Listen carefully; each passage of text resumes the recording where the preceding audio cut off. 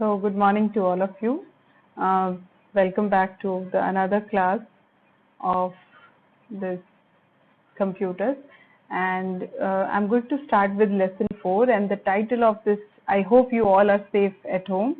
And we have completed 3 chapters and have started, you people have started sending me a subject enrichment work also. And for roll number 1 to 30, I had given my phone numbers to send the work in PDF format in my personal WhatsApp number. For roll number 31 to 60, I'll be giving you my email ID where you can forward, or you can also show it to me during your doubt sessions, which will be conducted. Means another first doubt session for that chapter has already been done. But if again I'll get a chance for the doubt session, that time also I can see. But try to send it in PDF format to my Gmail account, or for roll number 1 to 30. Very few have submitted till now. Please do it as soon as possible. So let's start with a 4th chapter. The title of this chapter is Advanced Features of MS Excel. Till now you know that MS Excel is a kind of spreadsheet which makes your work easier. Easier in the sense you can make any type of calculations, you can make budgets, you can make your mark sheets. Many formulas are there which help you to make your work easier. Other than that also, so many things are there which will help you to handle a large amount of data. Let's take some example, like in our school also, different class section students are there, different age groups are there, how that data can be managed. Like I want all the standard 10 students who have got more than 33%. So this type of data management can also be done in MS Excel. Okay, so I have created this kind of a chart, you can say. And this Excel data tools helps in data entry. You can see the tabular summaries. You can go for data validation. Data validation means in a particular cell, row or column, I want that this type of data only can be entered, no other data. Okay, so that is known as validating the data. Okay, then sorting and filtering. Most of the time students are getting confused between sort and sort. See, sort means arranging the data in some order, and sort, as you know, tall short, that short thing is a small. Okay, so sort and sort. While writing, keep it in mind, if you're writing sort, it will be S-O-R-T, which means arranging the data in some order. Filter means retrieving some data from a large amount of data according to your requirement. Like so many students are there, and I want only the students whose name starts with A. Okay, so whose name starts with A. So only small amount of students. If thousands are there, only a small amount of students, those who will fulfill the criteria that their name must start with the letter A, will be taken out. So that is known as filtering. Okay, then scenario analysis, visual summaries, all these things are possible in MS Excel. Okay, so let's start with the topic. First topic which is given in your book is data form. Yes, you can create a form which will help you to handle large amounts of data easily. A data form is a collection of various records. Just keep in mind a table where columns are there. The vertical partitions are known as columns, the horizontal partitions are known as rows, and all together this will be known as a table. So this type of arrangement is known as a table, and it can be maintained in a tabular form with the help of a data form, which I'll show in the practical class how it can be done. How to create a data form? So many steps are involved here. I'll tell you in very short how to do it. First, you will go to File tab, and there you will go to Options tab. In the left panel, many options are there. You will choose Customize the ribbon, and after that, I'll show you visually how the different sub-options can be selected, and new buttons to your Home tab or any other tab. The new button which I'm talking about now is a Form. Form, I hope you have understood. It will show you a pictorial representation of your data, which will help you to enter the data or manage your data in a proper way or in an easier way. Okay, so let's start with the practicals. You have to concentrate on each and every button which I'm going to click on. because this chapter of Excel is totally different from what Excel chapters you have done in your previous classes. So please concentrate since beginning till end, and then do practice it in your computer. Okay. So the first thing which we are going to learn, which I have already told in the theoretical part, that how to add a form to your Excel sheet. For that, you can add the form icon to this quick access toolbar or any of the tabs also. As in your book, the example they have given to add it in the data tab, or sometimes they're using the term quick access toolbar also. So both the places you can do it. Okay. So first I'll teach you how to add it to the data tab, and then again I'll teach how to add it to the quick access toolbar. Okay. So let's start. For adding the form icon or form button, first click on File tab, and on the File tab you will see this More option. Click on this and then choose the Options part from here. Once it will come, if you want to add it to the quick access toolbar, you will choose this part, or if you want to add to any of the tabs there, you will choose Customize ribbon. Okay. So once it is done, you will come to this left panel, and here in this drop down box, that is a combo box, you will choose Commands Not in the Ribbon. So I'm clicking here. Once it is done, you will go towards the right hand side. There under the data tab, I want to add in the data tab. So I will click on that and I'll choose this option New Group. A new group button, as you can see, has been created. After this, again you select it and you just go to the left panel where all the options are there. If you want a form, remember all these options are listed according to alphabet, means alphabetical order they have used. So form starts with F. We will scroll it down. C came, then D, then E and F. Since we want the form button, so when you will scroll it down, you after E, this form button, as you can see, you click on this. And in the center, the left panel and right panel, you will see two options, add or remove. We will click on add.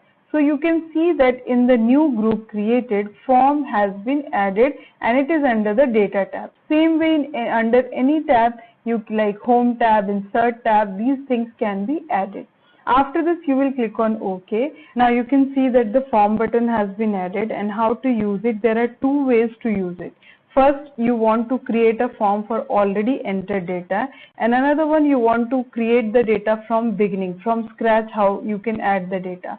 For that, first suppose you want to, you have already created some data, like I am taking roll number column, roll number is there, then name column is there, and then marks column is there.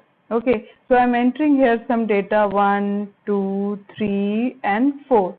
Some names can be added here. Suppose I'm entering the name A, B, C and D.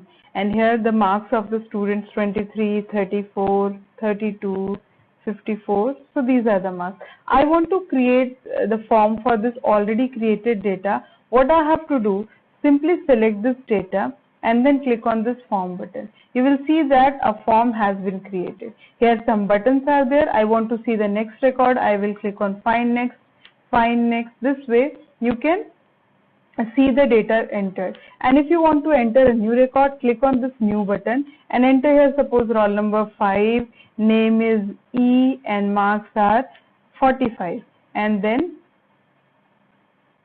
close. You will see that that marks has also been entered. So this way you can enter, you can create a form of already created data. If you want to create data from beginning, okay, for that what you have to do, simply select your data this way and then click on form. This way it will come. Or if you want to start it from beginning, delete this data and headings will have to enter. As I have entered the headings, roll number, name, marks, select all this together, then click on form. It will ask that is this heading is the headings of the table. You will just click on OK. You can see it has been created. Now roll number 1, roll number 2. In the beginning I am entering all the roll numbers. This way it can be done. I want to find roll number 1. Click on criteria, roll number 1 and enter. Roll number 1 is not having any data. If you want to enter the edit the data there, so find previous, roll number 1, name you enter A, marks I'm giving 45. So enter, it will be added. So this way forms can be created and used. I hope you have understood this. Yeah, one more thing, if you want to add it to the quick access toolbar, that is also possible. For that, again the same options, go to file and then more options, and here you will choose the option quick access toolbar, and then in quick access toolbar you will choose the option commands not in the but ribbon. Here you will choose form options, again the alphabetical order will be followed. Choose form and then click on add. Form came, click on add. Now it will be added to this. Okay, you can see it has been added to the quick access toolbar. So this is the topic of this means how the form can be added to quick access toolbar and to any of the tabs which you want. Next we are going to do the data validation part. For data validation part, what you have to do, first you mean to understand, you need to understand what is the meaning of data validation. Suppose marks of the student, when we are entering for periodic test, it cannot exceed 20. Okay, so there is a range that it can be from 0 to 20, and if user is entering out of this bound marks, then an error message should come.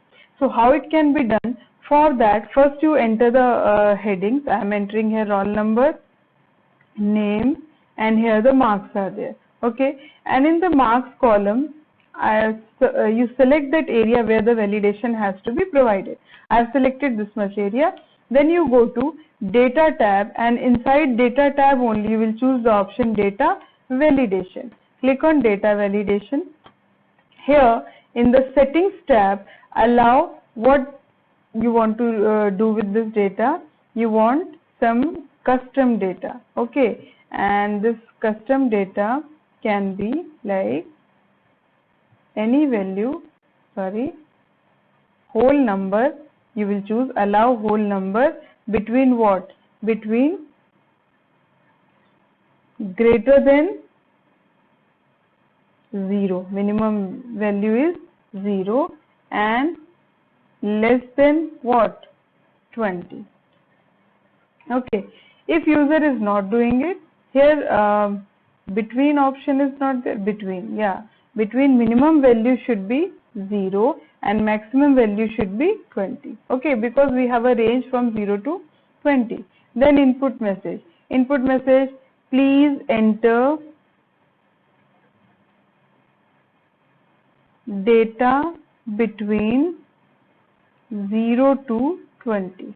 Okay, this message will appear, and if user is not entering that, then error alert should come. I am entering wrong data in the title, and here any error message you can give, like wrong, some 2 times you write wrong, 2 times I have written. Now click on OK, and now see that if you will try to enter the data here, like I am entering here 34, okay, it will show you wrong. Okay, if you will enter 12 and then go to next column, it will accept. So this way you can provide data validation. A list can also be provided, which has been explained in your book. Suppose I want here in this area that in this column I am entering some data 56, 78 and 45. User should enter the data from this list only. No other data should be allowed. So in that case, what you have to do, click on data column. Wait.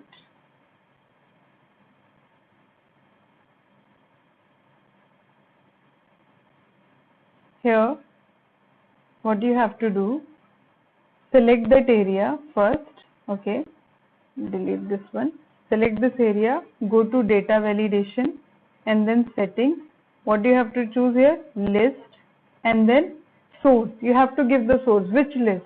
So click on this top arrow bar. You will see this type of validation box will appear.